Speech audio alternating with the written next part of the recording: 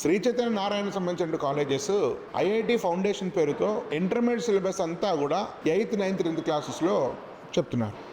దానివల్ల స్టూడెంట్స్కి విపరీతమైనటువంటి స్ట్రెస్, విపరీతమైనటువంటి డిప్రెషన్ కలుగుతుంది.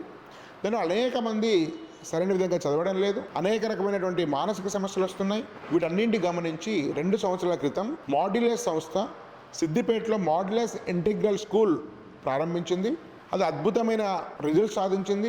గత సంవత్సరం ఒలింపియాడ్ పరీక్షల్లో 7 సెకండ్ రౌండ్ సెలెక్ట్ అయ్యి ఒక అద్భుతం సాధించారు.